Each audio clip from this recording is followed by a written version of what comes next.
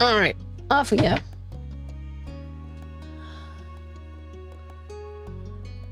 Of course, we're gonna try to eventually entice Cove into being a romantic prospect, but we're still pretty young.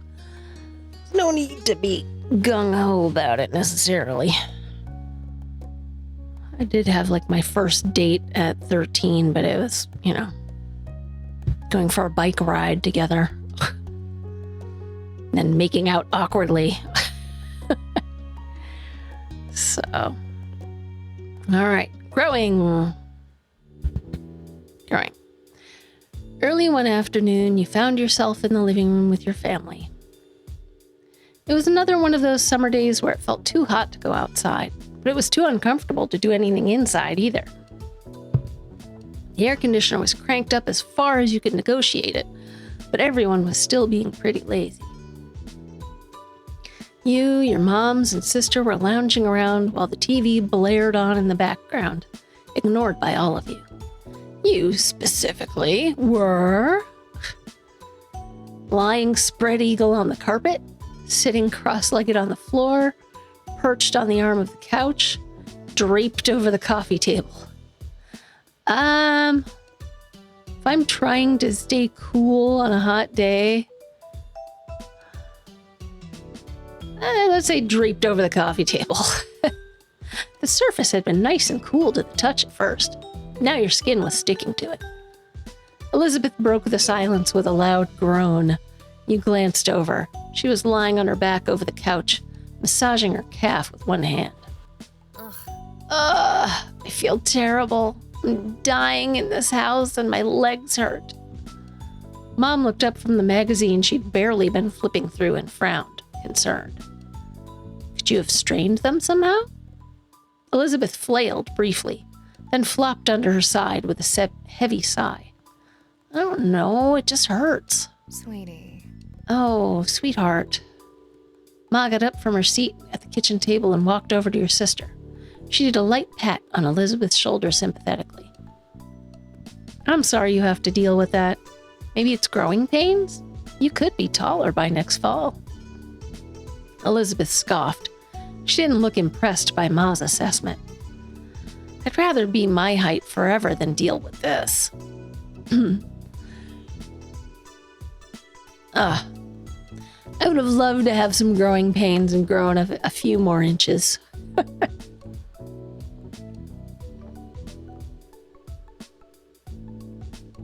It's rare that being short is convenient. Mom walked over too, leaning against the back of the couch. I stopped growing at 13. Never mind having growth spurts at 15. Kids, they grow up so fast. Soon Elizabeth will have a home of her own, maybe even with a nice husband and some kids if she feels like it. She sniffled loudly and wiped at her eye, but you could tell that it was just a bit. You tilted your head. Even though you knew Elizabeth liked guys, it was hard to imagine her with a boyfriend or husband.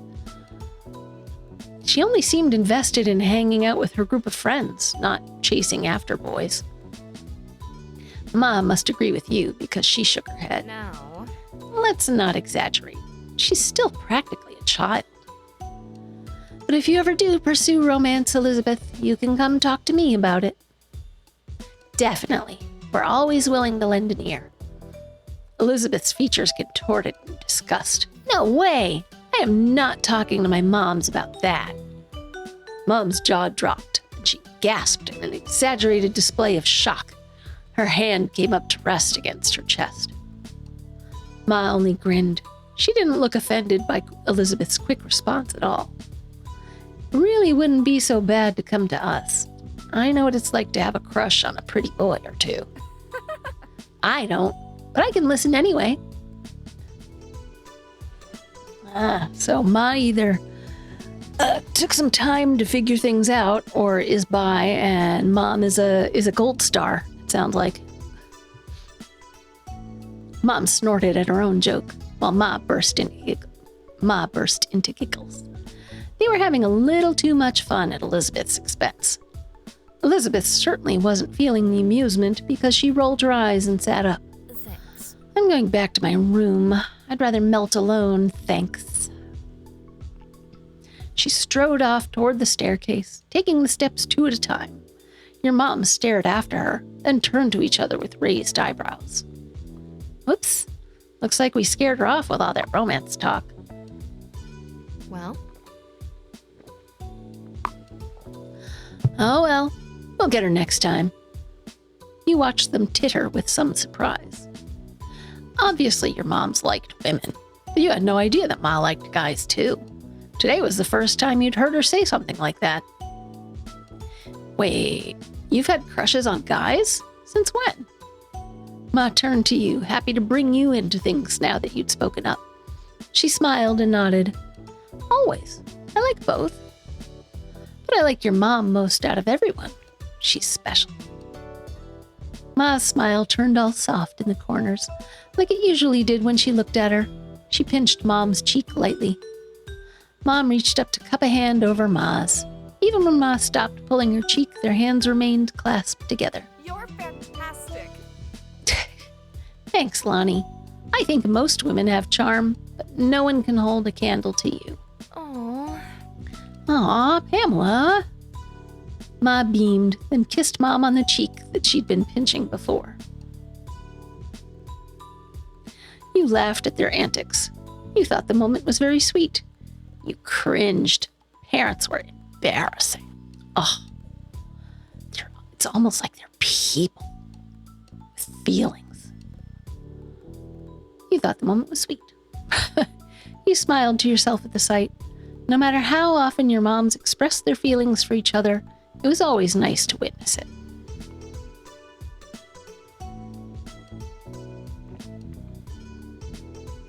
Ma looked back to you, letting Mom's hand go with a brief squeeze. She settled down next to you, and Mom followed soon after.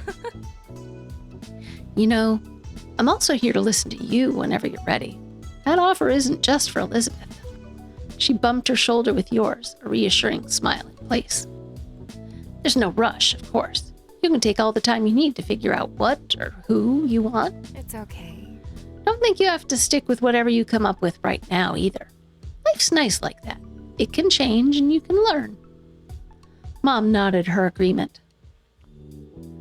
The two of us are happy to hear you out, and we may be able to relate better than you think.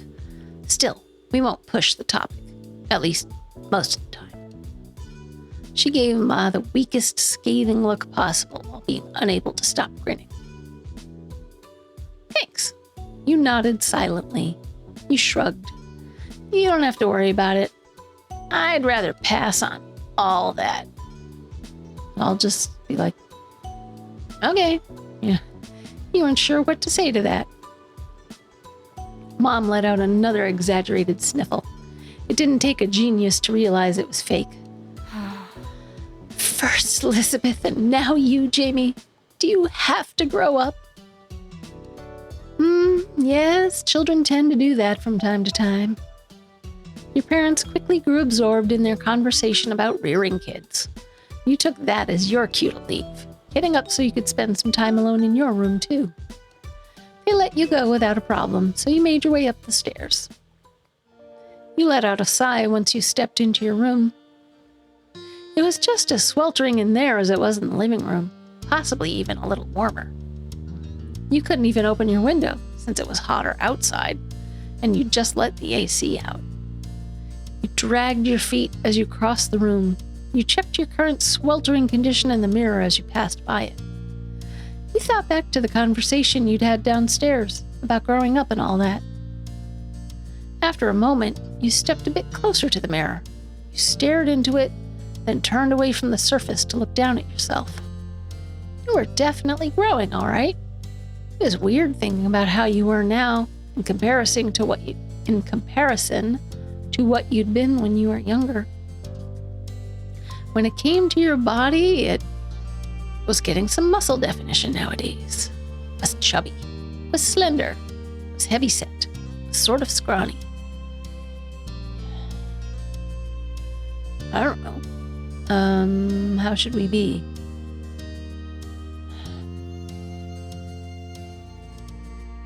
Are we running around outside a lot? Then we might have some muscle definition.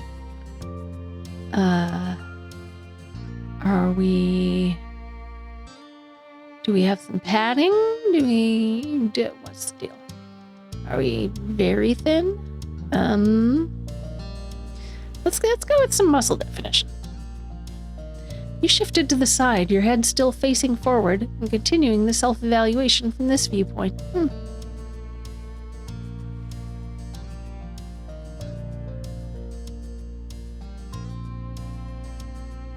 At birth, you were assigned female, and at birth, you were assigned male, and you were born intersex, and oh, interesting. I thought we had already decided this. Maybe that was my own determination. I guess that was my own determination. Since I had thought about going with female at the beginning and then decided to go non-binary gender-wise or gender expression-wise, and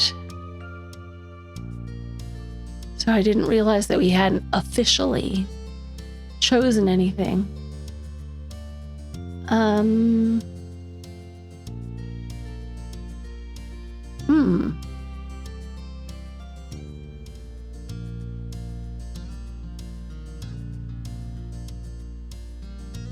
You know, I'm torn.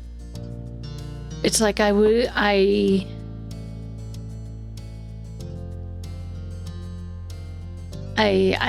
like having different representation, but I also, don't want to be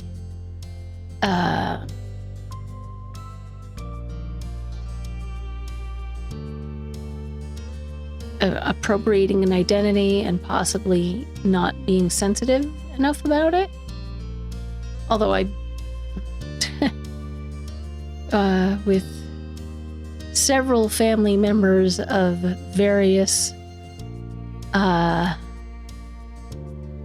genders that do not match the sex assigned at birth, and various attractions to various genders and everything. I do stay, am well aware and well informed.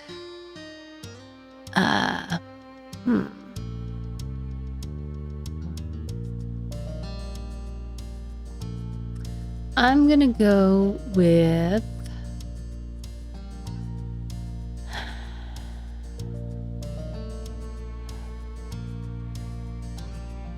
I've been operating under the assumption that we were assigned female at birth, but we're non-binary. We use they them pronouns. What you were born has impacted the way your body grew, but it wasn't what really determined who you were. When it came to your figure, your chest was flat now. That would likely change at least a little as you got older. You were starting to develop breasts. You already had noticeable boobs.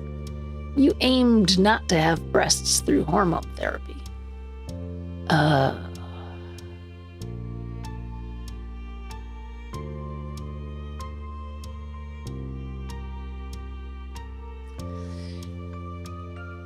don't know. Don't count on it developing too much, kid.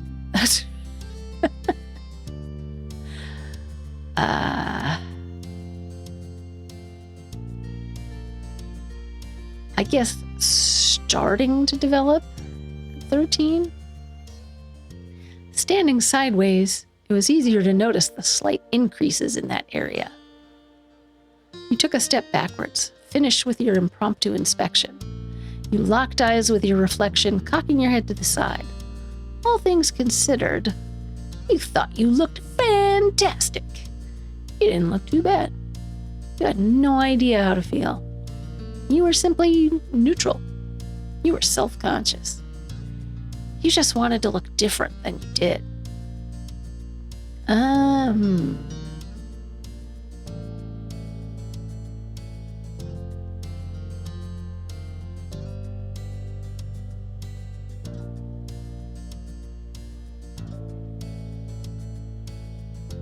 You had no idea how to feel.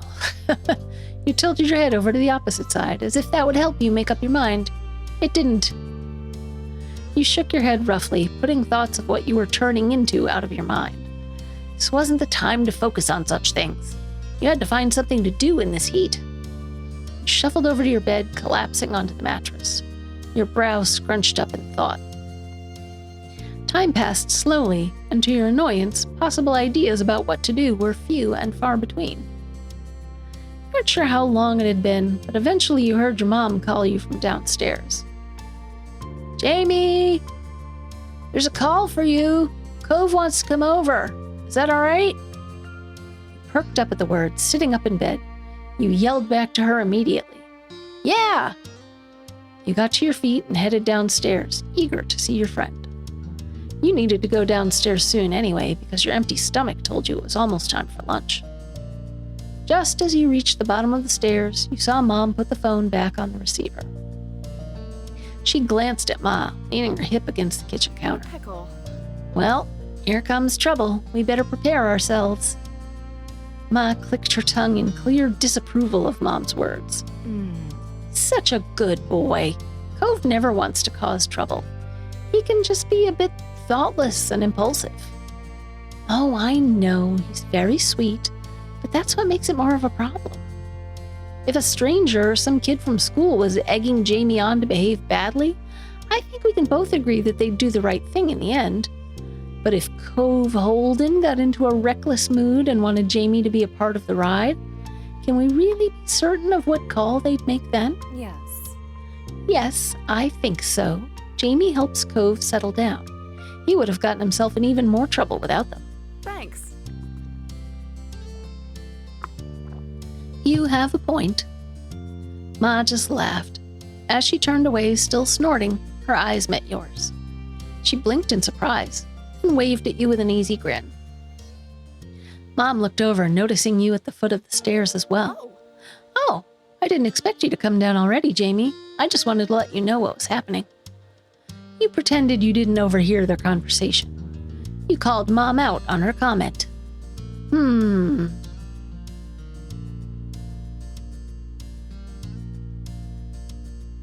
I mean, like nowadays I would call it out, but what would I have done at 13? At 13, I probably would have pretended I didn't hear it. Yeah, it's okay, I just got here. From the way Mom and Ma exchanged amused glances, you got the feeling that they didn't believe you. Thankfully, they didn't, correctly, accuse you of lying.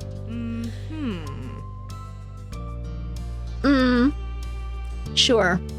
Well, we'll just get out of the way. You and Cove take care. You couldn't help but flush when Ma winked. Mom elbowed her, even as a smile tugged at her lips. All right, is everything still recording? Yes. All right. Honestly, this lady... Your moms whispered amongst themselves as they went down the hall. Eventually, you heard the faint sound of their bedroom door shutting. Now you are alone in the living room, tasked with waiting for Cove. And that was just fine with you. If it hadn't been so hot outside, you would have visited him at his house a long time ago. You took a seat at the kitchen counter and settled in for the wait. As expected, there was a knock on the door a few minutes later. When you got up and answered it, your neighbor was standing on the other side. He came in once you stepped aside to let him pass, giving a little wave. You greeted him as you typically did. With a wave, with a low five, with a nudge to the shoulder, with a noogie, with a hug. He doesn't seem like a hugger.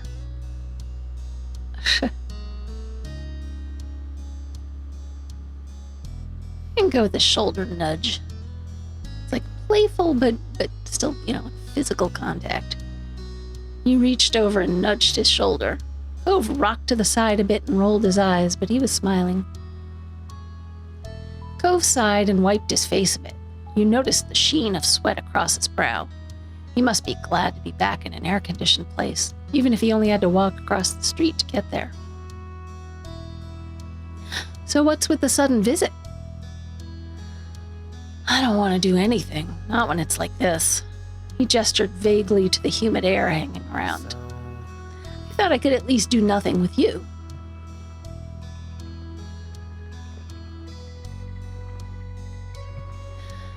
You thought that was really sweet.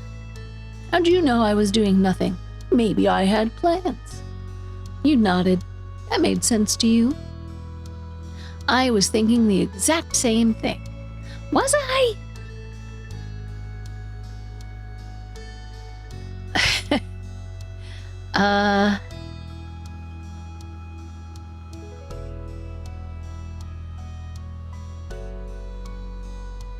Hmm.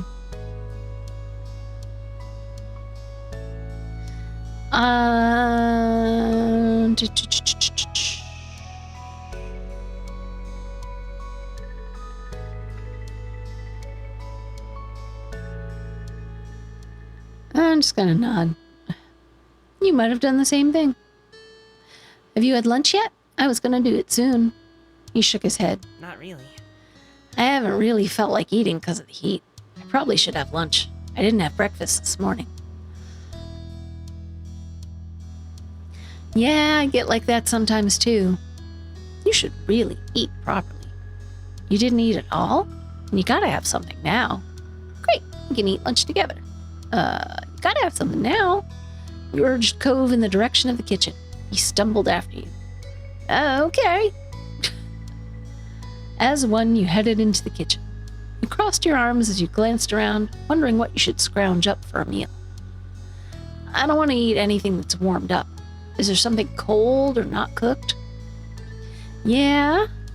After a bit of back and forth, two of you concluded that you should raid the fridge and cabinet in order to make sandwiches. With that settled, you had planned to decide on the outside layers first. There was a wide variety to choose from, since everyone in your house had their own favorites. There was white bread, wheat bread, sourdough, mixed grains, gluten-free bread, and pita pockets. Hey. Could you take the grain one for me? Sure. You reached for the mixed grains, then made your decision. A lettuce wrap, white bread, sourdough, mixed grains, cinnamon swirl bread, gluten-free bread, pita pockets. I mean, if it weren't lunch, I'd be going for the cinnamon swirl bread 100%. Let's go for the sourdough. You pulled out the sourdough too, setting both items onto the counter. Then you had to decide what main direction the sandwich would go in. Oh, what? I'm on tenterhooks. You wanted to make a sweeter style of sandwich. You wanted to make a truly savory style of sandwich. With sourdough, savory. Something savory would make it feel like a real meal. As for the specific ingredients... Oh, good heavens.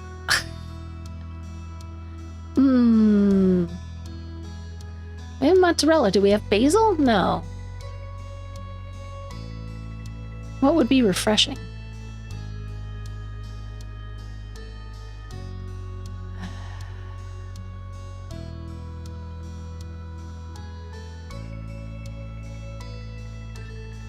I would probably just go... You're going to think this is lame.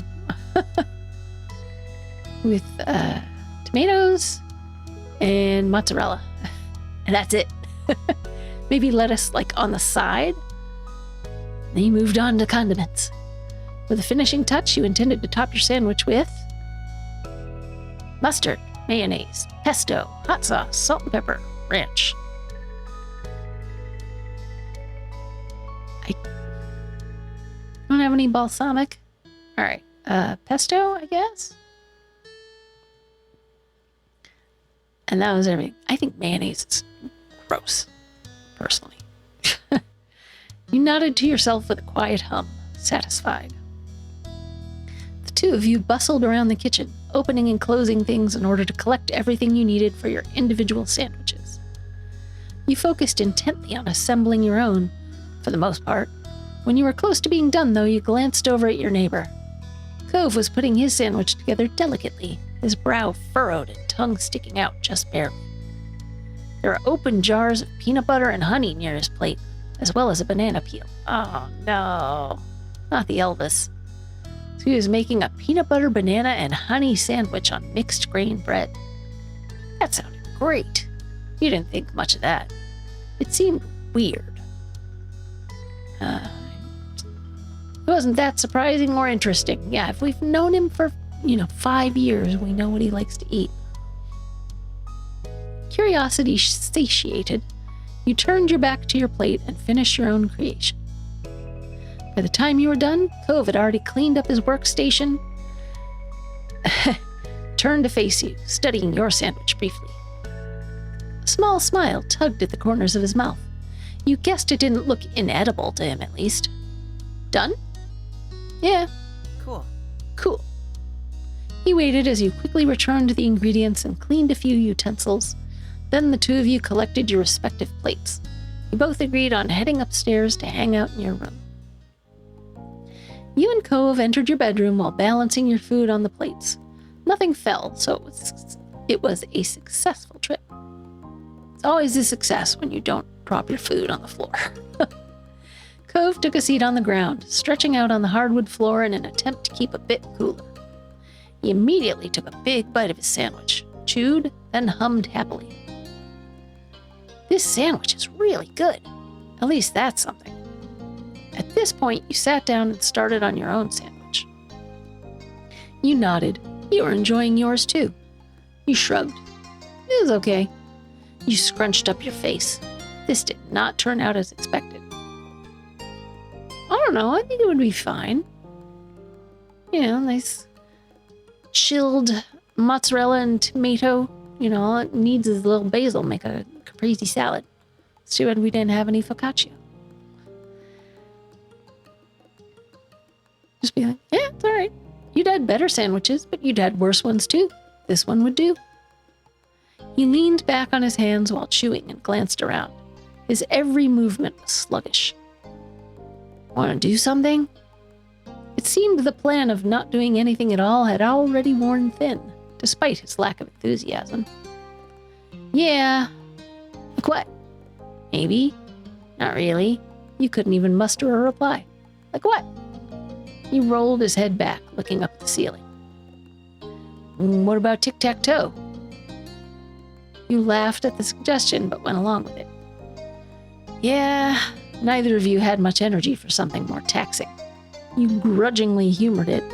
You thought it was a nice idea. Sure, why not?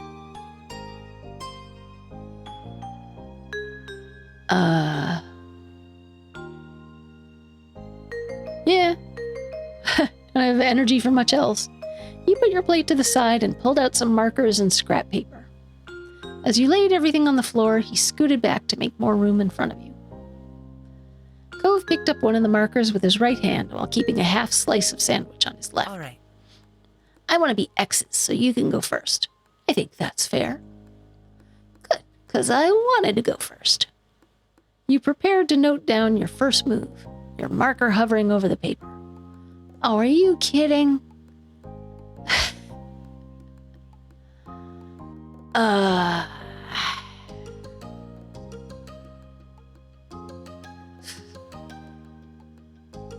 After the first round, you were about to take another bite of your sandwich when a thought occurred to you. I wonder if anyone turned off the TV downstairs. The TV, it was on earlier, but no one was really watching. Then everyone started leaving the living room. I know I didn't turn it off. It might still be on downstairs with no one there. Cove smiled crookedly at that. Oh. Poor show playing with no one around to enjoy it. What was it? You squinted off into the middle distance, trying to recall the show's name. I feel like it was some kind of crime-solving drama? Cove nodded sleepily. His eyes closed, then opened again with some effort. Can you give any specifics? Maybe I can guess it. Well... You rested your chin on your open palm, groggily thinking as hard as you could. I remember there was a woman with long... blonde hair, I think. She was the one solving crimes, like as a detective or something. There were scenes in a police station. Someone got arrested? You lapsed into silence, both of you thoughtful. Then Cove chuckled. It wasn't that funny, but you joined in the laughter anyway. I don't know. I don't know what that is. Me neither. and I just saw it.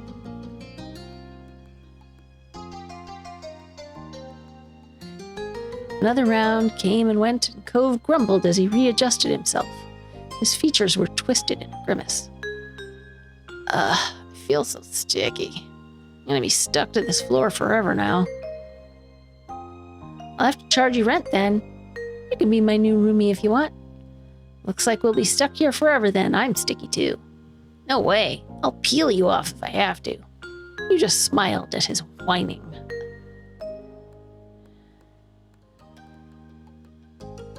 I'm gonna go with one of the more flirtatious replies. I'll have to charge you rent then. You can be my new roomie if you want. I'll have to charge you rent then. Yeah? How much? $50. What? I can't afford that. Well, you've got to pay up if you want to stick around. Cove shook his head at your terrible pun and went back to the game instead of answering further. Then you returned to the game. Oh, I will win. Cove spoke up once more, catching your attention. He was peering down at the piece of paper between you, his expression thoughtful. You know, tic-tac-toe is such a weird name for a game. What does it even mean? Maybe they named it that because people played it with ticks and tacks. I've always wondered about that. I'll have to look it up later. It's a really old game. No one's sure where the name came from.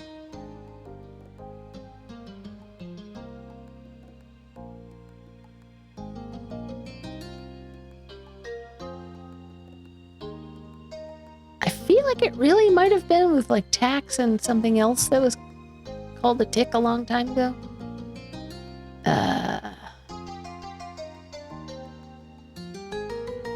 Cove raised a skeptical brow. You bit back a laugh in faint seriousness. It makes sense, because they probably didn't have paper and markers back then. But what about the toes? You couldn't say anything to that. He had you there. With no answer to be found, you returned to the game. And I win. Oop, you won. That was so easy. You didn't try at all, did you? Not really. He smiled at you in an amused way. You somehow weren't surprised by that, despite Cove being the one who suggested the game in the first place. He started to yawn, his hand coming up to cover his mouth. It quickly transitioned into a small laugh. You understood why. Yawning just as he said he was feeling disinterested was kind of a funny coincidence. You laughed along with Cove. Well, you should have taken the challenge more seriously. You're the one who wanted to play in the first place. I'm still the winner, and you're the loser. You shook your head at him. I just laugh along with him, crying out loud. Cove just grinned and flopped onto his back, leaving his marker on the floor beside him. You stayed seated, looking your friend over as he stretched himself out. You really are so tall now. Cove snickered a bit at the random topic. He propped himself up onto his elbows to meet your gaze. Why are you even bringing that up? You shrugged. It made perfect sense to you to bring it up. My moms were talking about me and Elizabeth growing up, getting bigger and stuff. Oh? What kind of stuff? Well, Mom only likes women, and Ma likes women too, but not just women. Yeah? Since the two of you were engaged in conversation, Cove got back into a sitting position. He brought a knee up and rested his arm atop it. Ah, bisexual sit! A wistful expression overtook his face. I wonder when I'll know how I feel about that kind of thing. You don't know? Cove shook his head. I've heard at some point you're supposed to start liking types of people.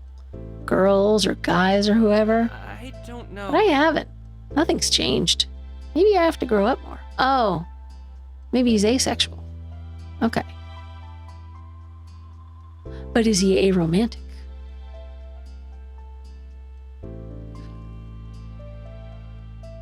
Maybe you just don't like anybody. Or maybe you like all types of people. That's normal too. Cove seemed to appreciate that thought. if the smile that appeared on his lips was any indication. Okay, what about you? Who do you like? He turned his attention to you, looking encouraging.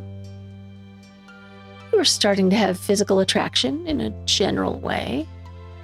You only seemed to feel physical attraction in specific cases and situations, so demisexual. You didn't really have physical interest in other people. You didn't think you could tell if you had an interest in people physically.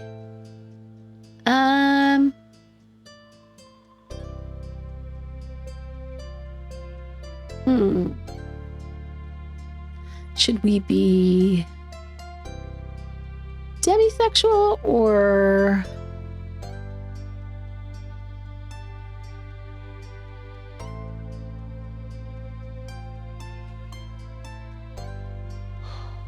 Sure, let's go with that.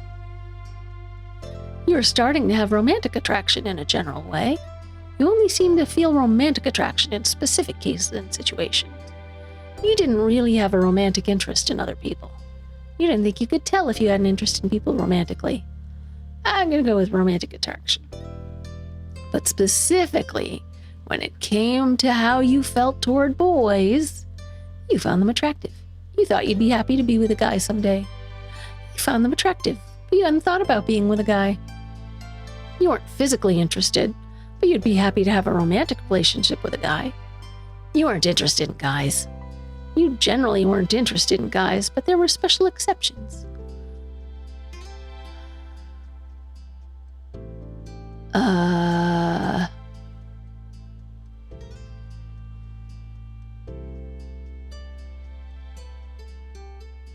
guess this fits demisexual the best. Generally, you weren't interested in guys, but there were special exceptions. Or you found them attractive and you thought you'd be happy to be with a guy someday. Like, I don't know if you found them attractive, but you hadn't thought about being with a guy as, like, abstractly finding guys attractive, but not being attracted to them. You know, like you could say, oh, that person is very good looking, and not be attracted to them. That's possible, certainly. You weren't physically interested, but you'd be happy to have a romantic relationship with a guy.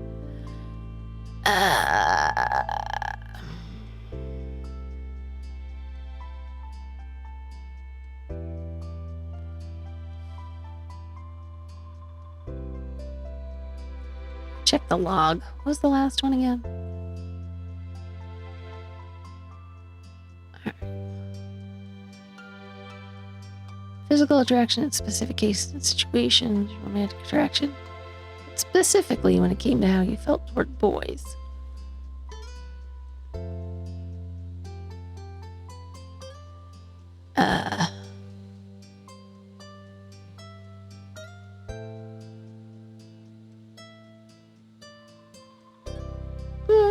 They're attractive. And, oh, okay. And also separating out toward girls, how you felt toward girls. You found them attractive. You thought you'd be happy to be with a girl someday. For people who aren't exclusively male or female, you found them attractive. You thought you'd be happy to be with someone non-binary one day.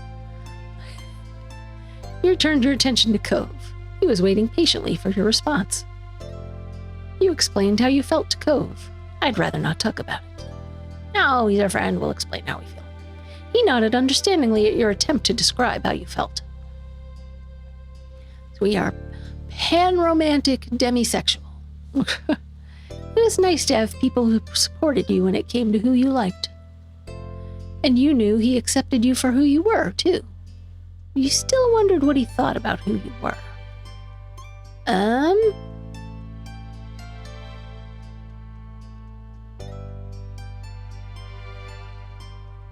I mean, I'm sure he accepts us, but I am interested to, like, pick his brain about it specifically. Let's see if we can get more questions. Hey, what do you think about how I am? I'm not the gender people thought I was when I was first born. Oh, you held your breath as Cove processed what you asked. It's nice. It's nice. I think Everyone is different when it comes to how they are, and they're different in different ways. It's nice. It was a very simple statement, but you felt good hearing it all the same. Are you okay? What are you thinking about it? Are you okay? He leaned a bit closer and peered into your face. It seemed that your question might have made Cove start to worry about you. I don't think I feel that different from how other people feel. I am. I feel good. I'm not sure. I feel kind of bad, like something doesn't fit right. You couldn't bring yourself to answer. I don't think I feel that different from how other people feel. Cove nodded. When you felt good, he did too, and that lifted your spirits. Thanks, Cove. You hugged him. You left it there. Thanks, Cove. He answered quietly, but it was heartfelt. You're welcome. Then he scratched the back of his head, sheepish. I'm not really sure how we ended up talking about all that when we started out just playing tic-tac-toe. But it was good, I think. I think so too, you shrugged. It was awkward. Conversation had a mind of its own. You just nodded quietly. I think so too. Cove chuckled a bit bashfully.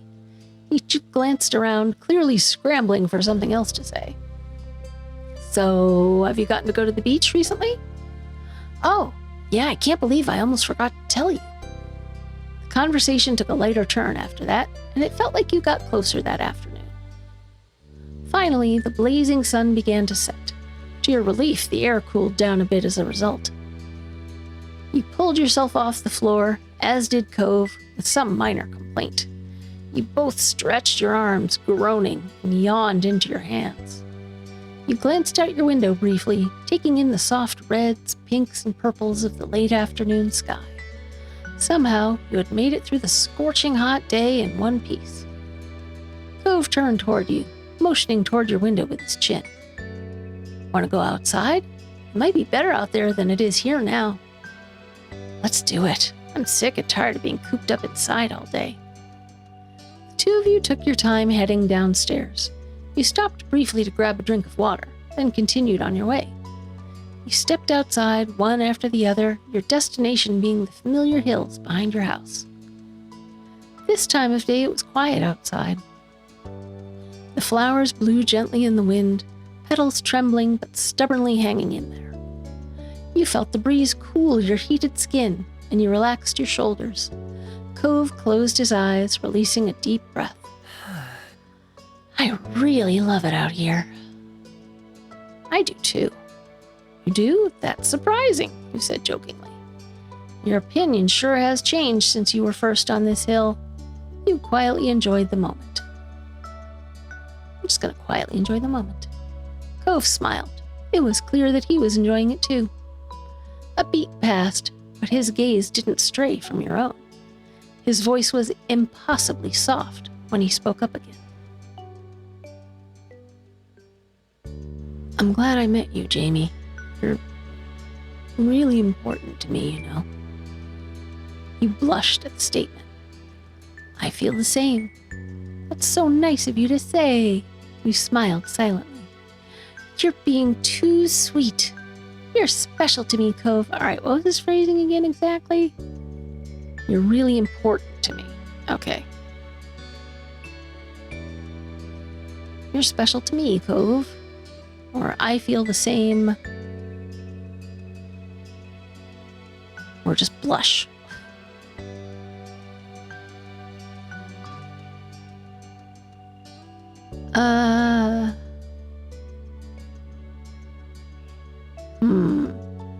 I feel the same or special. What are the underlying meanings?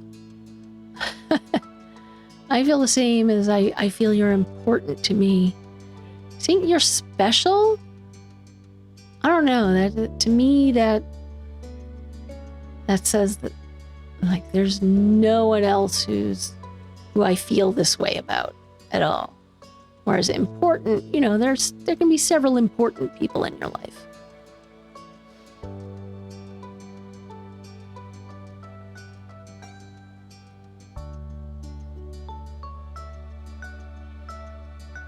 Let's go with I feel the same. Your voice came out equally delicate. From the way his features brightened, though, you knew he heard you. The two of you looked over into each other's eyes. Nothing more needed to be said. Even as the sun disappeared completely and the sky darkened, you and Cove remained side by side for as long as you possibly could. All right. And then summer ended, I guess. Yeah? Oh, yeah, that's all DLC. So, and then summer ended. Move to the next step. Are you sure? Yes. Yeah, we did this at the end of the first step. So, yes. There was no denying it. Today was the very last day of summer. Tomorrow you were heading to class.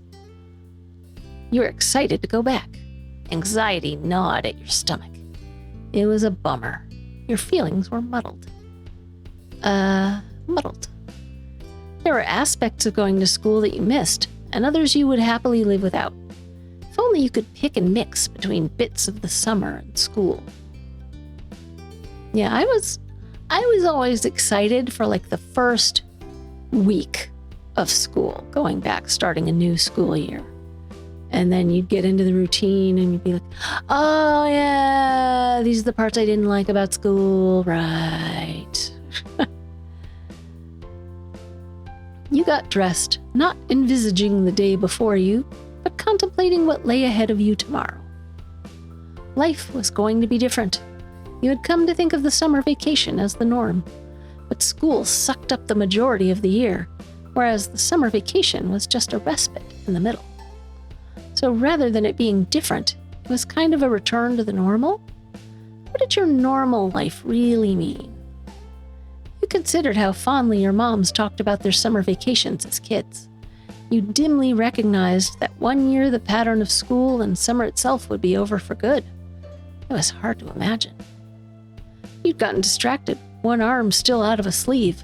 You pulled it through and put your mind back to the present.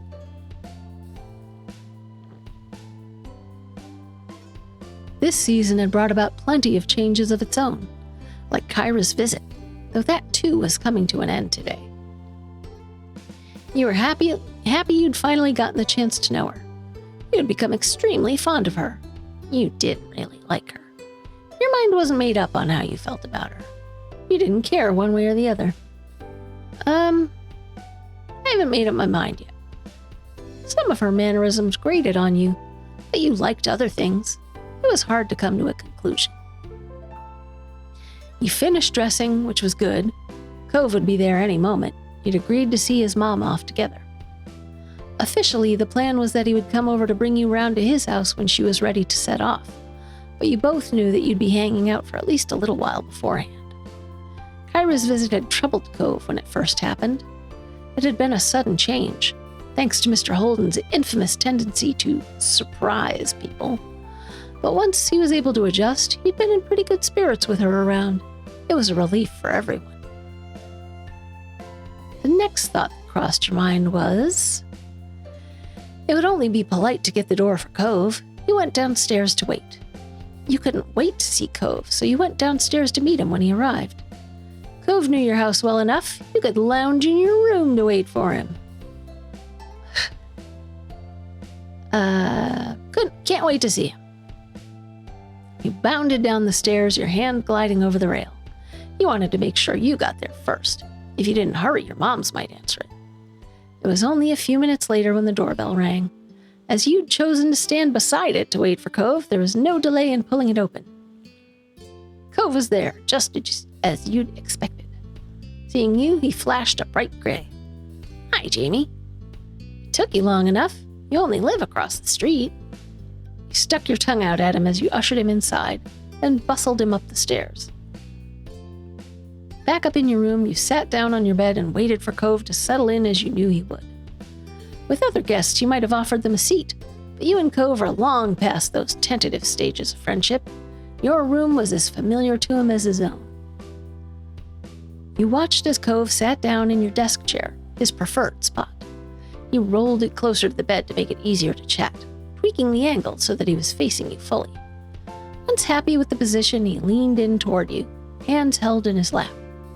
His actions weren't the ones of someone who planned on moving from his spot anytime soon, even though you had an appointment to keep together that day. When is your mom leaving? Don't worry about it.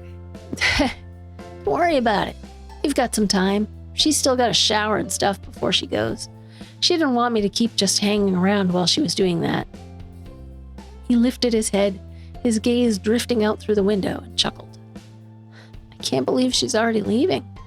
Just when I'm getting used to her being there every day. He leaned back in the chair, a wry smile tickling his cheeks. Yeah, you nodded. She'll be back. Time's going by so fast. He cocked his head thoughtfully before shrugging. He ran a hand through his hair before shaking his head, as if shaking off the topic like a dog whipping off water following a dip in the sea. Cove perched an elbow on the chair's arm and propped his jaw against his curled hand. There was a natural ease to his movements, a familiarity from the echoes of all the times before when he'd sat in that same position. This was a really nice summer. Totally. It was all right. I'm glad we got to spend so much time together. I've had better. I'm looking forward to the next. You nodded your agreement.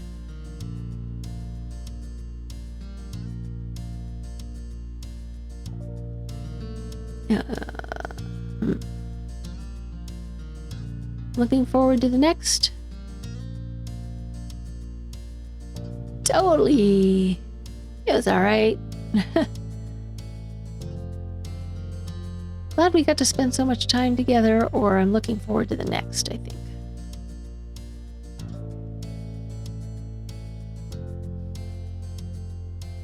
Looking forward to the next.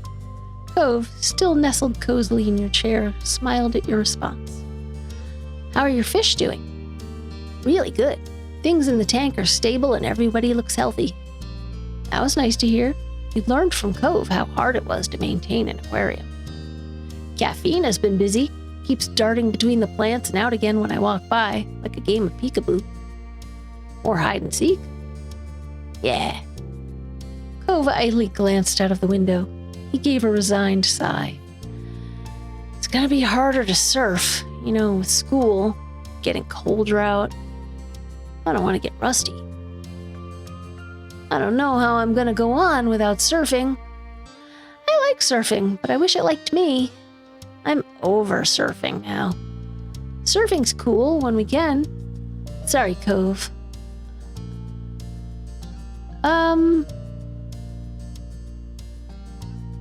Let's pretend we got the hang of it. Surfing's cool when we can. It's too bad we can't make the most of the waves, but there's other fun stuff to do. He gave a light smile coupled with a shrug as a response. Jamie, Cove. A sudden call from downstairs caught you both unaware. You'd nearly forgotten the world outside your room. From the guilty look on his face, Cove had done the same. Just had a call. Cove's mom is ready to go. If you're quick, she might keep the mandated motherly smothering to a minimum. You doubted that, but it was nice that Mom and Ms. Priest had their strange sense of humor in common. Your eyes met Cove's. Wordlessly, you headed downstairs together. Each step on the way was painfully slow, like he was trying to delay the inevitable. His whole body tensed leaving the house, and Cove froze altogether before you could both cross the street. Oh. The door's open. Dad must be taking our stuff out. He swallowed hard. She's really gonna leave. You smiled at him reassuringly. You gave his back a pat. You rested your hand on his arm. This isn't the last time you'll ever see her. Just, be there. It'll be okay. You can do this. He looked at you uncertainly, and you gently squeezed his arm for support. At that, some of the conflict warring on his face eased a bit. Together you went across the street and inside his house, finding his parents in the living room surrounded by his mom's packed things. Hey, kids. Good timing. I just called the taxi. Hi. And hi, Jamie. So glad I got to see you today. It was fabulous getting to know you this summer. I finally got to put a face to the name I've heard so many times. She winked, and Cove pouted on cue over the teasing. I'm really happy I got to meet you too. I hope you had a good time visiting. Bye. You didn't say anything in response. I'm happy I got to meet you too. Hopefully it won't be too long before we see each other again. Nodding, Kyra turned her attention back to her boys. She patted Cliff on the arm with a warm smile, and then she enveloped Cove in a crushing hug. Initially, Cove squirmed to break free from her grip, but his mom was unfazed and kept him locked in place. Heartbeats later, he gave in and hugged her back tightly. I'm so glad. And I'm so happy this trip was a success. Cliff looked like he was bursting with pride. And then Cove stiffened. Kyra loosened her hold on him long enough to study his face, concerned. She spoke her next words in a whisper that had been meant just for her son. What do you think? Do you want to unshelve it? Raising an eyebrow, Cliff watched them carefully. His smile began to falter. What's wrong? What's wrong? Cove sighed and his gaze flickered over to you for a moment, and then just as quick it was back on his parents. It's okay. It's all right. Really? Are you sure? I don't want to do it now. I can tell Dad later. Nervously, you watched the exchange with the growing suspicion that Cove didn't want to have that conversation while you were there. You wondered if you should offer to leave, when Kyra gave Cove a pat on the head. All right. You can always call me if you want me to be part of the conversation, okay? I'll call. Thanks, Mom. Cliff still looked baffled about what Kyra and Cove were referring to, but you watched as his shoulders slowly relaxed. You figured that he decided to wait for Cove to be ready to talk to him. And with Cliff's silence, things seemed to be settled for now. Oh, is he gonna go move back at least part-time with his mom? Or go visit her during the summers? After that, it wasn't long before the taxi arrived, rolling up in front of the house and in clear view of the open door. Kyra stood up, smiling sadly. Well, that's my ride. Yeah. The matching reply got a chuckle out of Kyra as you all filed out of the house. Father and son went with Kyra's bags in hand. Once outside, you spotted your family waiting by the street, and to your surprise, Derek was also with them. He stood uncomfortably, and he waved as soon as you noticed him. What's up? Hi, Jamie. Hi, Cove. When did you get here? My dad dropped me off just a little bit ago. Thought I could visit one more time before school started. Sorry. You picked a busy time. Sorry. Derek couldn't even look at Cove. He nervously kept rolling a pebble with the bottom of his shoe. Sorry. I wasn't even thinking that your mom would be leaving today. I'm sorry, dude. What? You're not interrupting anything. You're always welcome here. Oh, Cove's dad. Okay. What? You're not interrupting anything. You're always welcome here. It would have been sad if I didn't get to say goodbye before leaving. Derek came to hang out often, so it was inevitable the two had met at some point this season. I think so too. It was apparent Derek would have preferred to have gotten there at a more opportune moment. He never liked seeming impolite, but their reassuring words soothed his worries. The tension he was holding in his body lessened, and he looked like he was feeling much more like himself. Hi, Derek. It was fun getting to know you. Hi, ma'am. Is there anything I can do to help? Nah, don't worry yourself over that. We're just about set. In that short amount of time, Cliff had gathered and packed the bags into the trunk. Kyra took one last look at everyone and sighed. All right, I don't want to keep the driver waiting. It's time to head out. The little crowd that had formed around started their chorus of farewells and well wishes traveling, but Kyra still made no move to get into the taxi. She placed her attention on Cove. I'll call when I get to the airport and when I make it to Nevada. Also, you better call the moment you walk in the door at home. Otherwise, we'll be wondering all night if you got into trouble on the way there. Can do. I can do that. And Could you call tomorrow, too, so I can tell you how school went? Of course. I want to hear all about it. Kyra put a hand on Cove's head and affectionately ruffled his hair one last time. She then let go, only to move on to squeezing his cheeks in her hands instead. Mom, Cove. I love you so much, baby. She was chuckling by the time she freed him and rounded things off with a small tap to the tip of his nose. Cove rubbed at his face with a grin. Finally, she walked to the car while waving and took her seat in the taxi. Cliff hooked an arm around Cove's shoulder and kept him close as he began to pull away. For a moment, Cove looked up at his dad and then wrapped an arm across his back. Bye. Bye, Mom. Bye. Travel safe. Kyra rolled down the window and stuck her head out of it.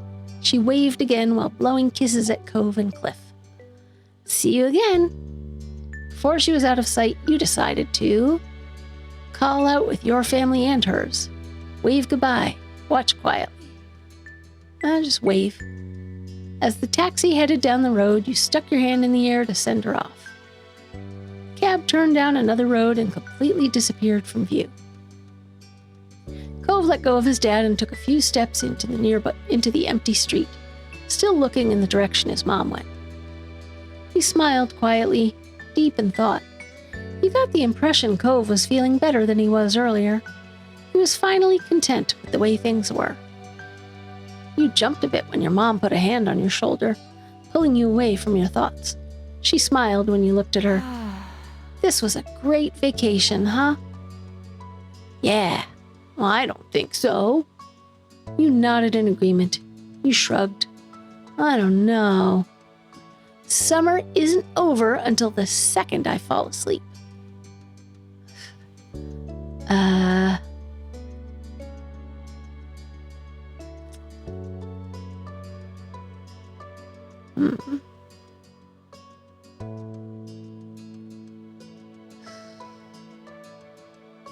Summer's not over yet. No naps for you then. Can't risk you accidentally ending summer a few hours too early for the rest of us. Chuckling, you shook your head, amused. Cove walked back over to the group, still genuinely happy. Derek grinned at him welcomingly, and everyone else there smiled at him, even Elizabeth. Well? Well. Ma clapped her hands together, bringing everyone's attention back to the present. It's almost lunchtime. I think I'll put something special together. Her eyes sparkled with a plan, and Mom smiled. I bet you could use some help with that. That'd be absolutely wonderful. Derek glanced between the two, eyebrows furrowed. Is there something I could do? Your moms exchanged a fond expression. Ma shook her head. How sweet. That's very sweet, Derek, but it's all right. It's not your job. Technically, your dad left you under Cliff's watch. You're meant to be taken care of by him, not doing chores by the neighbors. Not chores for the neighbors. Mom laughed a little over her own joke. You watched Derek look away, discouraged. It's okay. It's okay. I don't mind. He was a little bashful about it. He wondered if Mom's joke had just reminded him that he wasn't initially meant to be invited to lunch. He was getting a little awkward. Mom grinned sympathetically. Her comment was meant to lighten the mood, not bring it back down. Ma tried again to get things moving forward. Why don't you kids go have fun? You can all come back in about an hour. We'll make enough for everyone. Mom nodded in agreement. Sounds good. Another stunning idea, Lonnie. Thanks. Thank you. Yeah, thank you. That sounds like a plan, then. I don't want to cramp your style. I've got some stuff to work on, so I can be out of your hair this afternoon. You should come by later, too. No reason you should be the odd man out. Mom seemed amused as Cliff rubbed his neck nervously. He grinned a wavering but pleased smile. Thanks very much. I appreciate the invite. He looked over the assembled crowd with knowing glances. I can help, too. With as many people as you're feeding, that's going to be a lot of food. Didn't you hear what we told Derek? It wouldn't be fair to make you cook when we're the ones who are inviting you in.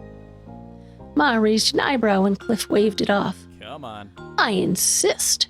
Derek would be missing time with his pals. This would be a break for me. I'm quite the chef.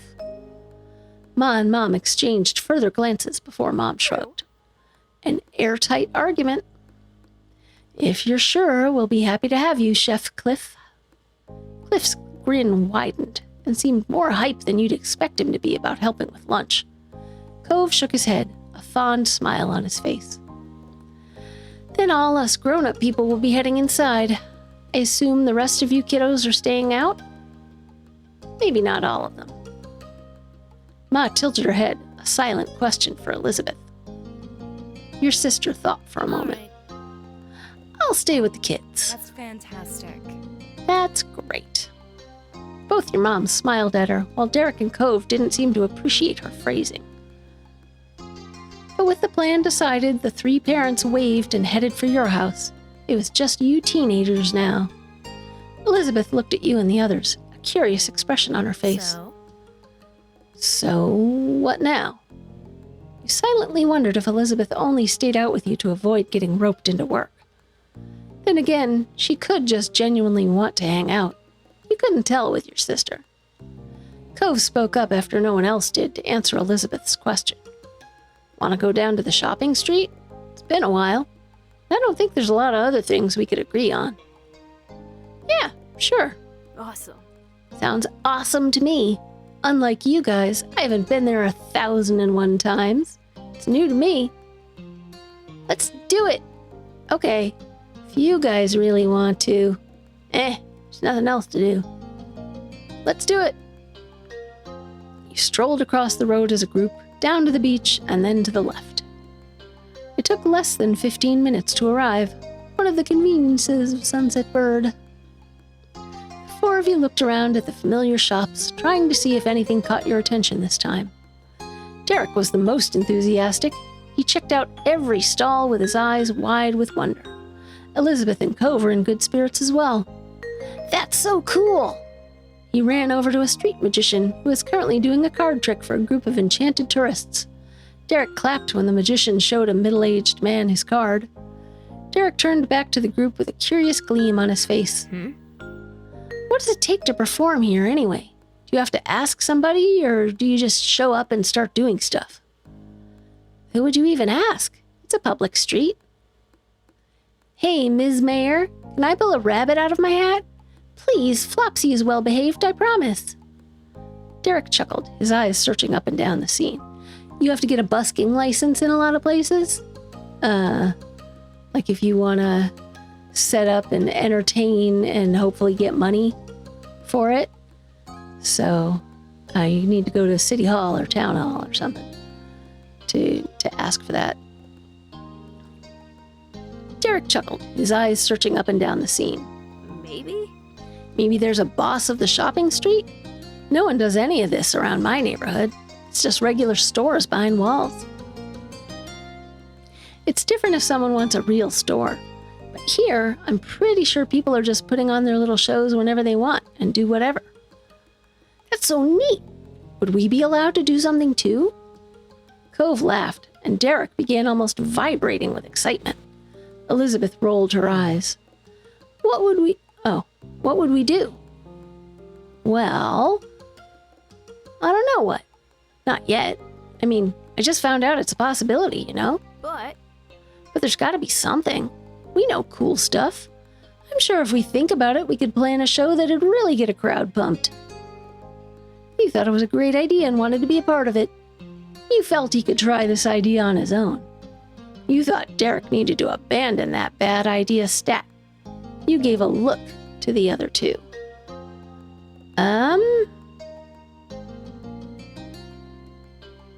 What look are we giving? Can we be more specific?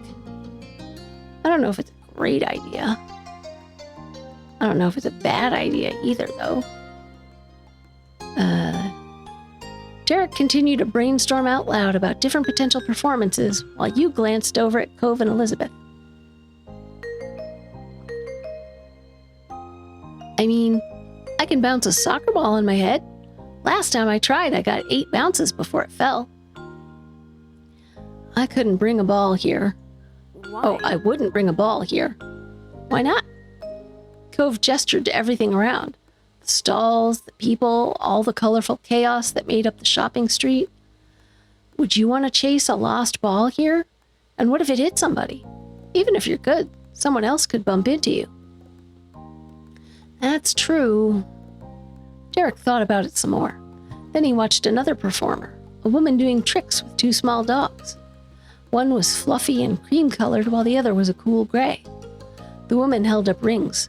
Both animals jumped through the openings, happy to receive a treat at the end. Derek brightened. Maybe I'll teach crabs how to race. Crabs? It can work. With some amusement, the gang continued to peruse the stalls. Elizabeth found some earrings with a dangling, badly misprinted globe that everyone laughed at.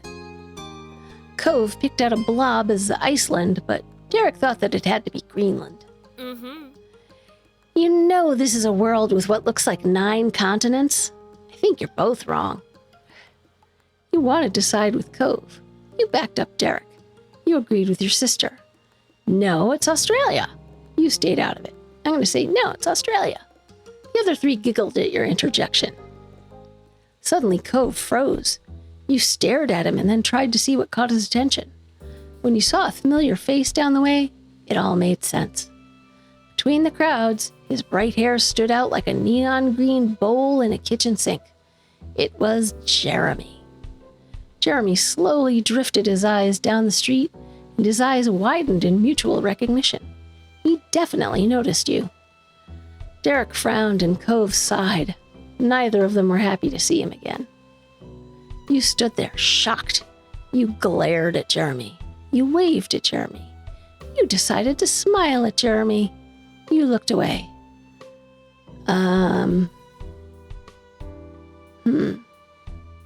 Let's not be hostile, but I don't know if we should be overly friendly either.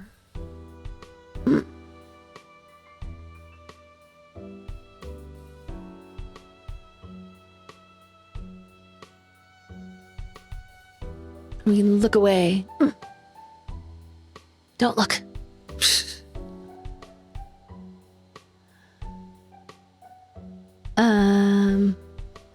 I guess I could be kind of shocked because we haven't seen him since the very beginning of the summer. But he was really rude the last time. I don't think... Why would I wave at him? That one's just right out. You decided to smile at him. Now, he could take that one of 2 ways. He could think we were being sarcastic. Or he could be... Maybe he's turned himself around over the course of the summer. And he needs the invitation. Let's smile at him. He just looked dismissive. Well, there went that theory. Elizabeth raised an eyebrow. Her gaze swept over Jeremy without a hint of a clue. Jeremy simply scoffed to himself and waded deeper into the crowd of people. Derek relaxed and exhaled loudly. Glad he's not going to start anything. He peeked over at Elizabeth with a tiny smirk. See? That was the mean kid. What? Huh? She still didn't get it. That first summer day hadn't made nearly as much of an impression on her as it did for Derek. But he smiled and waved it off. Just forget about him. I already have. He laughed and Cove smiled lightly. He seemed in a much better mood now that Jeremy was gone. Your eyes wandered over to where Jeremy disappeared. You hadn't forgotten the day you met him either. He was only going to be in town for a vacation with the parents he hated. That glimpse was probably the last time you would ever see him. You mentioned that realization to everyone. You kept the thought to yourself. Well, that should be the last we'll see of Bowl-Cut. I bet he's about to get out of here since summer's over. Yeah. Guess we don't have to worry about that guy anymore. Derek kicked a little rock in the road. It clattered forward and then rolled under a stall.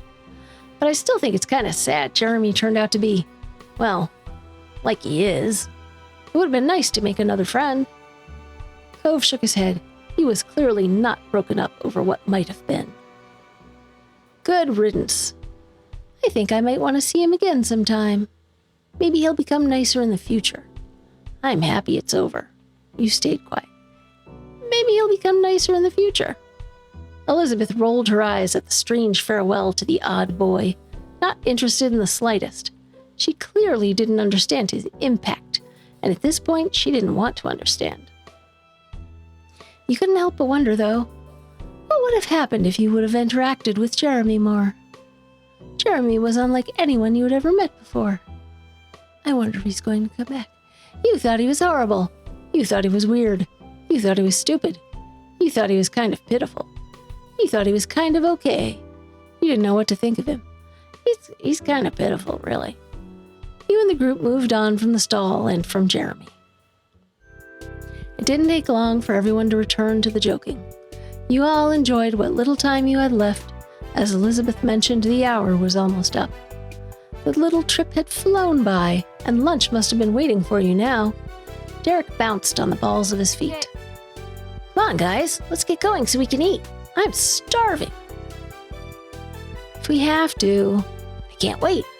Phew, I've had enough walking around. Homebound, here we go. Cove stretched one of his arms lazily. Let's go then. You looked at him appraisingly. You asked Cove to carry you back to the house. You nodded at him.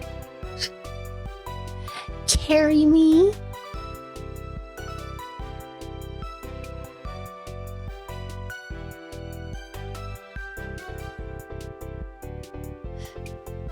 Then you followed Elizabeth as she took it upon herself to lead the way home.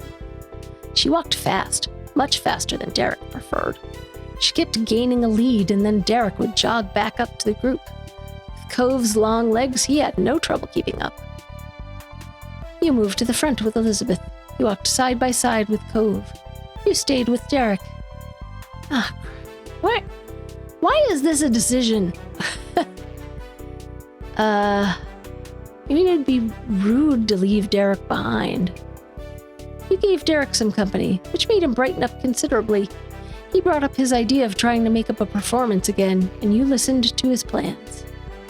For the most part, you could tell he was being silly on purpose. There was a shine in his eyes. You both got so engrossed in conversation that you didn't notice how far you'd fallen behind your sister, until Cove looked over his shoulder and shouted something. Derek grinned at you and then tried to make it a race to catch up with Elizabeth. It was a pleasant walk home, and in no time you had made it back. Oh, my decongestant's kind of kicking in? Derek got to the front door and held it open for everyone as you each moseyed inside. The three parents were still in the kitchen. They looked up and waved. This is a long epilogue, too. Prologue is huge. Welcome back, everyone. You made it just in time. Right. I hope you're hungry. So, did everyone have a nice time out? She gestured for people to take a seat at the table. Plates and silverware have already been placed out. You took your normal seat. Elizabeth sat across from you, and Derek took the seat to your left. Cove sat on your right. Yeah. Oh, yeah, we had a great time. It was fine. I had fun. I really liked it. It was okay, I guess. Yeah, the bank heist went off without a hitch. Your joke got some chuckles going around the table. That's good in my book. Casually, Mr. Holden sat in the empty seat across from Cove. He smiled at you and all the other kids. Mom set down a platter full of water glasses on the table. She looked down at the gathering. It's a good thing we have 8 chairs. I can't remember the last time we've had a group this big over for a meal. Can you pass the drinks down the other side? Make sure you all get one. Sure. Those close to the cups obliged and started offering waters around. Why? Why? I mean, I guess to indicate, sense of camaraderie, but I think I'm getting impatient because it's almost 2 a.m. and I'm ready to go to bed now. I am ready for this part of the story to be over. As everything got set up, Ma chided Elizabeth to take her elbows off the table.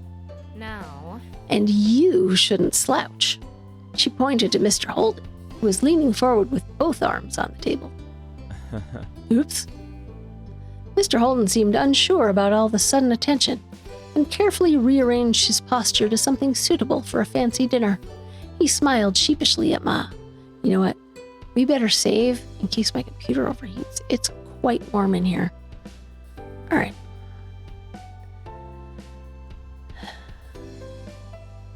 Elizabeth rolled her eyes, and Ma gave a level look at her. You shouldn't be impolite to a guest in the house either. Elizabeth groaned, long and long suffering. Ma giggled, and Mr. Holden chuckled. Not bad. A lot of you could learn a thing or two from Derek. He has the best manners here. Derek blushed, but it was true. His posture was upright, formal, he even held his fork gracefully. His table manners, on top of all his attempts to aid your parents, made him the model of meal attendee behavior. Aw. It's nothing. It's true, though. You have been a lovely guest. I've noticed that, too. It's always nice when you stay over, Derek. Derek smiled and sat a little taller in his chair. Elizabeth. And do you have anything good to say about our other guest? She looked deliberately at Cove with a teasing smirk. Or is there just nothing to say? Cove's dead. Well, Cove is my number one, but he does still clean his hands by wiping them on his pants.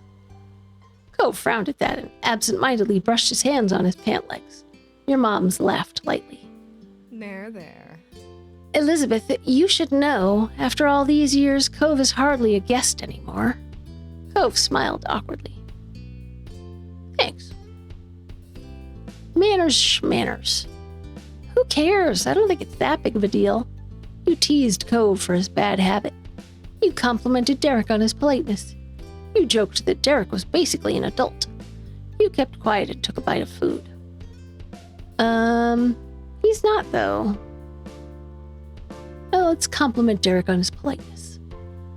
It's cool how you know all those manner things. Oh, thank you. He seemed more embarrassed by getting a compliment from a kid his age. Everyone ate their meal together and continued to hang out for the afternoon. After the food, you and the others played a couple games and talked about plans for the upcoming year. The time passed by quickly, and soon it was time to part ways. Mr. Holden talked to your moms, and Cove drifted over to you, knowing that as soon as his dad finished up, he would be leaving.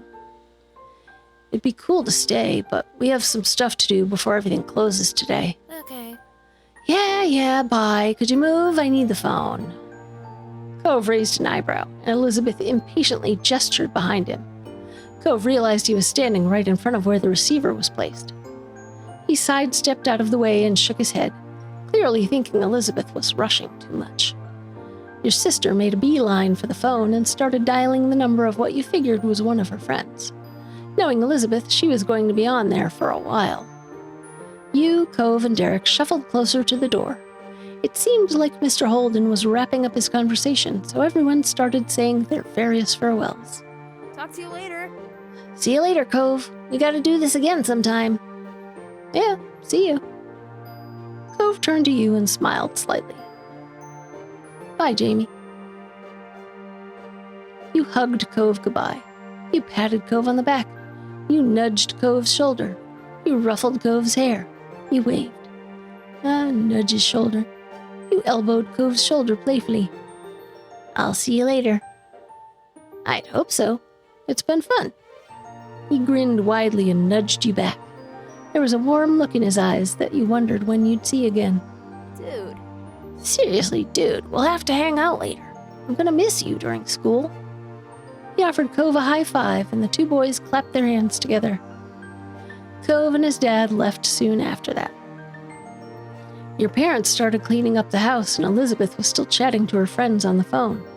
It was just you and Derek left. He elected to stay outside in front of the house to wait for his dad to pick him up. You decided to keep your guest company, although he was originally Cove's visitor. A light summer breeze blew through your hair, and Derek shifted his weight from foot to foot. Thanks for waiting with me. He kicked at the ground distractedly. Well, Dad's still gonna be a while, so do you want to go for a walk? Sounds great. One last trip for the day. The two of you You walked down the street again, just wandering without a destination planned. It was a quiet stroll. Too quiet for Derek being the company. You turned to him when you had noticed that he wasn't saying a word. That was unusual. Derek always had something he could chat about. You weren't sure if you should ask about it. Somehow you ended up at the old park near the beach. You glanced over to Derek once more, still expecting him to say something any second now. However, nothing came from him. In fact, now you noticed a frown creeping on his face. Derek smiled when he realized you were watching. At least, his mouth was turned up. There wasn't anything that really felt happy in the expression. He turned away and the smile fell off his face. His eyes stared intently at the ground and you raised an eyebrow. Is everything okay? If you want to talk about something, I'm here. Derek, what's going on? You kept quiet. If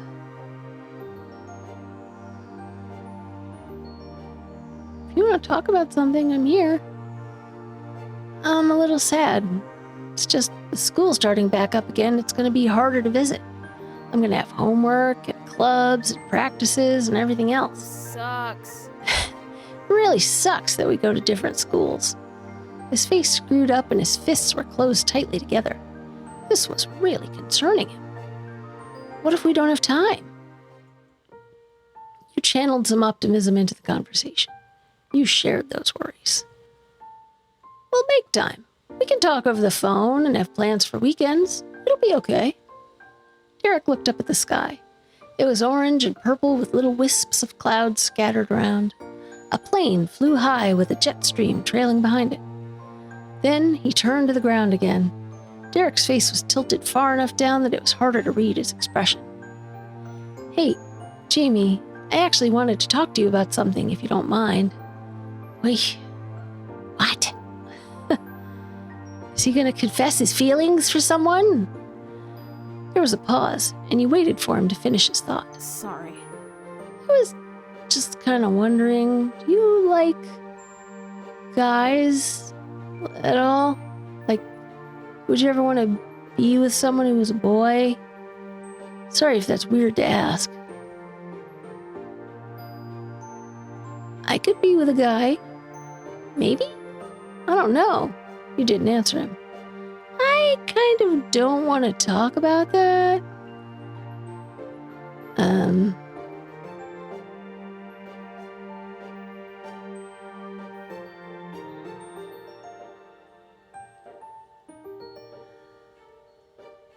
Let's be less committal. Because if we're playing this as demisexual, then it's more, maybe if it's the right guy.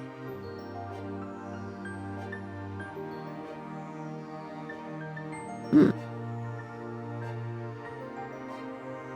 is that too ambiguous? Is that going to be, could that be read incorrectly?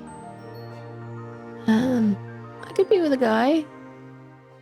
Okay, then he hesitated before finishing his question.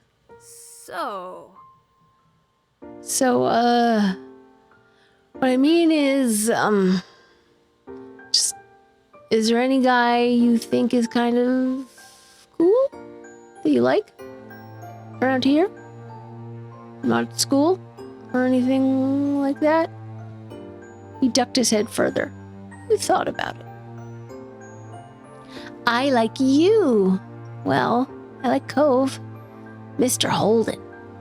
There are a lot of guys I think are cool. Not right now. I don't really want to say that.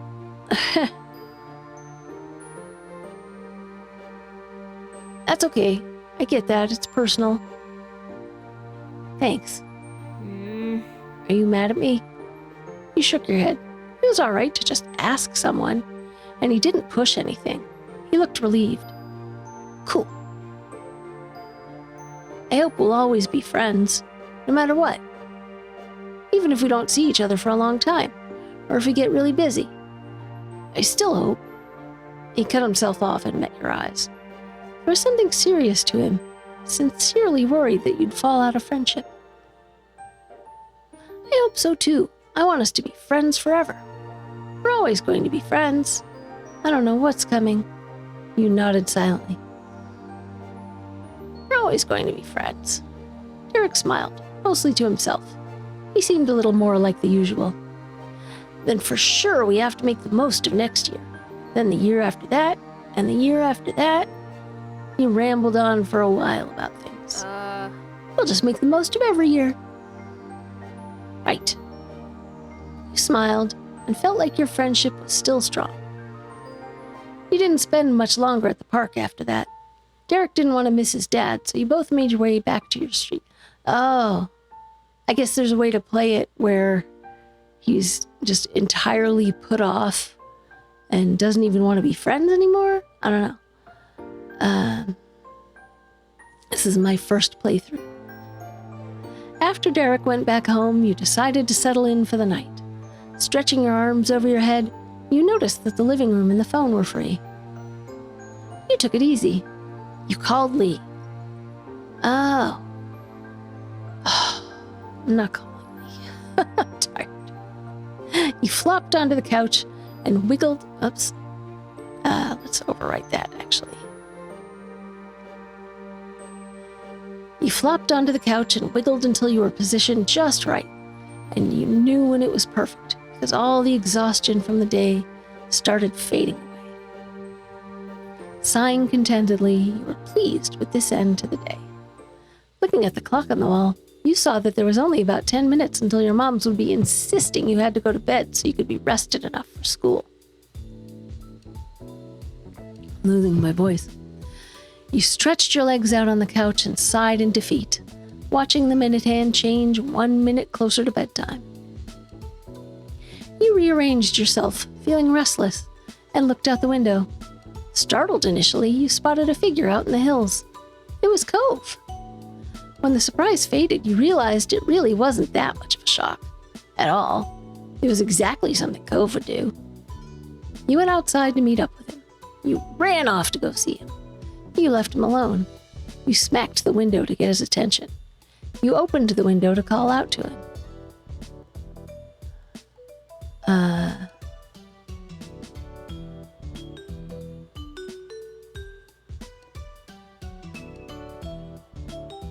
Let's just go outside. Strolling casually, he went over to the front door. When you arrived, you noticed how many fireflies were out that night. They drifted along lazily, barely minding your presence as you waded through to reach the top of the hill. If I had known the epilogue was going to be this long. Cove turned toward you as you approached, and you noticed right away that Cove looked happy to see you. Hey! You had a bounce in your step. You weren't sure how long you'd get before your moms roped you back inside for bed. Hey, you're starting strong. Out late on the very first school night of the year? Chuckling, Cove crossed his arms. Seriously, what are you doing here? Nothing. Nothing. Not really. He shrugged, seeming unhappy with his own answer. You stared at him, waiting for him to continue. Well, I guess I was feeling kind of weird about stuff, so I'm getting some fresh air before bed. What stuff? Tell us what stuff. You really should go to sleep. I know how you feel. I feel good. I hope you feel better. You shrugged back. You nodded. Weird about stuff.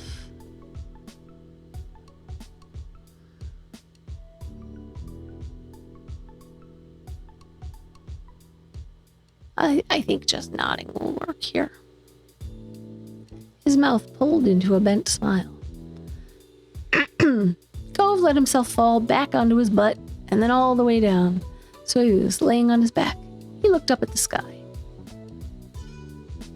You laid down yourself. You sat in the grass. You stood there. You sat on his chest.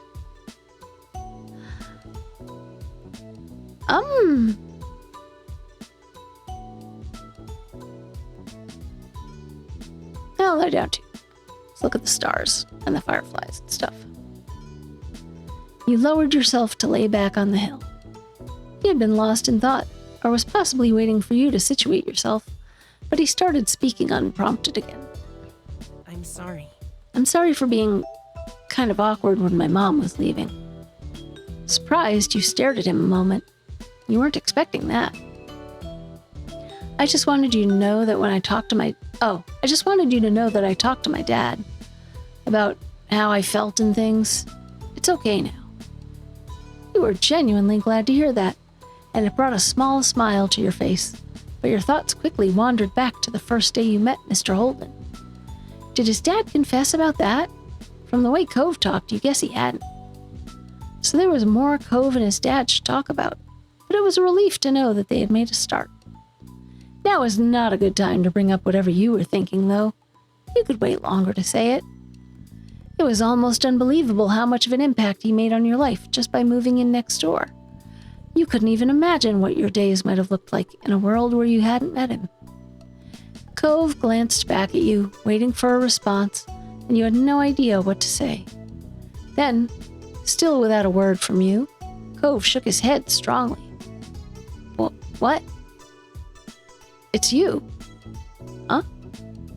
He snickered before answering. He looked thoroughly amused with your reaction. That's what you do all the time, so I'm being you.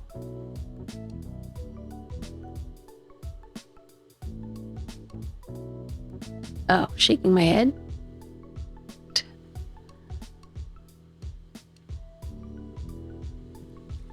You do that all the time, too. So do you, Cove. You were stunned he noticed enough to take note of it. I don't do it that much. Not being able to argue with his assessment, you accepted it. You felt bashful about his joke.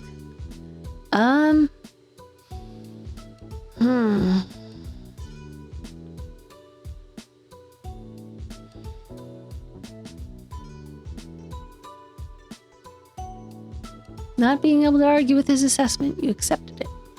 Cove smiled, pleased at you. Honestly, there weren't many people you could think of who could tease you about something like that. Returning his smile, you realized there was no denying that you two have been around each other for a long time. Cove broke the quiet before it could fully settle. See you tomorrow. Hey, I'll see you tomorrow. Yeah, see you then. With a final wave, Cove headed for home. But you stayed there a few minutes longer. Your mind kept going back to his simple statement. See you tomorrow. No matter how much was changing around you, there were some things in your life that always seemed to remain true. The hills felt warm to you that night. Before you knew it, you were getting comfortable under the covers in your room. Your mind couldn't help but still be buzzing with thoughts about the future. You felt excited, nervous, unsure. Nervous? Every bit of your gut felt like it was being turned into a pretzel. A new chapter of your life was about to begin, and you were worried what new changes were waiting for you. Oh, no. No. Not what I meant to do. I was gonna save just in case.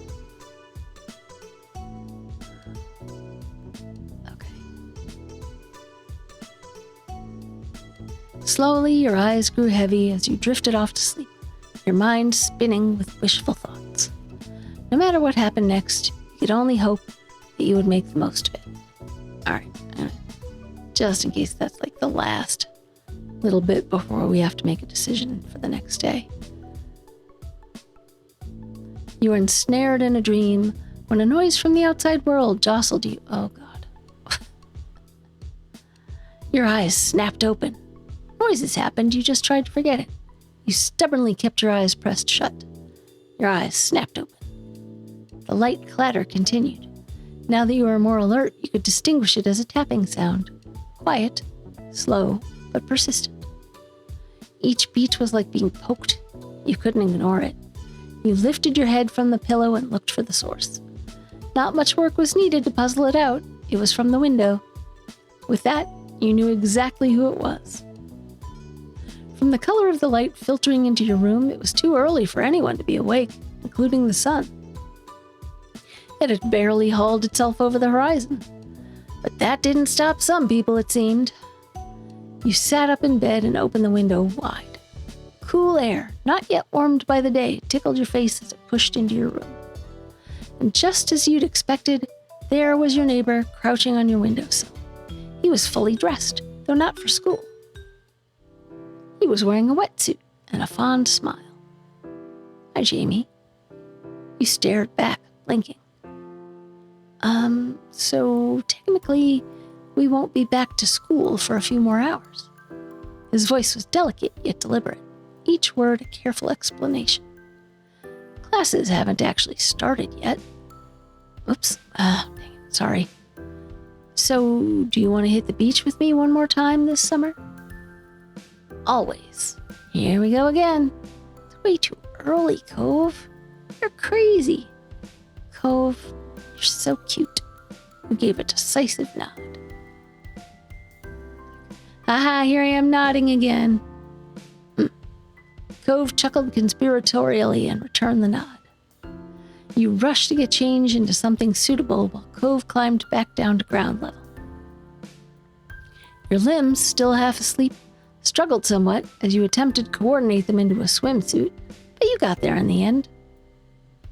Soon you were tiptoeing out of your front door, clutching a towel.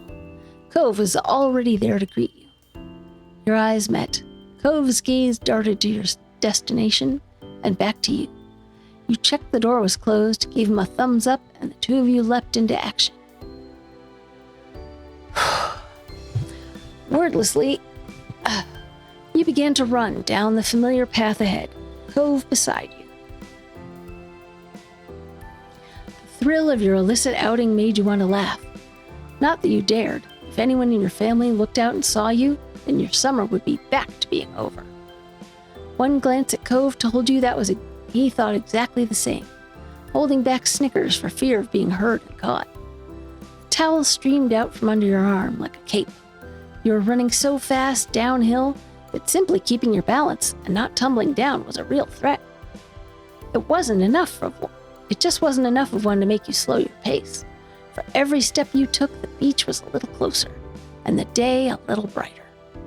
What lay ahead for you would arrive, and you were happy to meet it.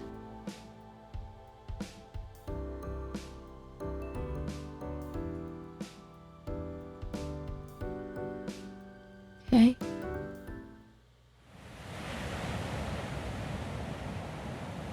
In between. All right. I'm gonna stop it here. Oh, can't I? Do I have to change? Oh, boy. All right, well, I will... I'll cut this out. I'll show you the final result at the end.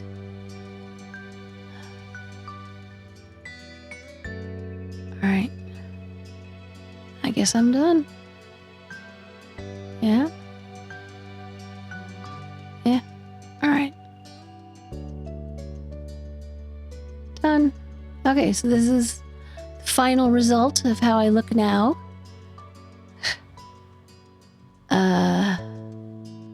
So we are direct with Cove. And they move up to Crush.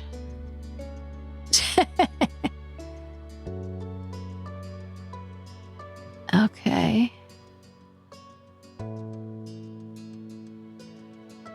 And save here. Okay. Yeah, so I'm gonna call it here. It is 2:15 in the morning. I've been recording for almost 4 hours straight.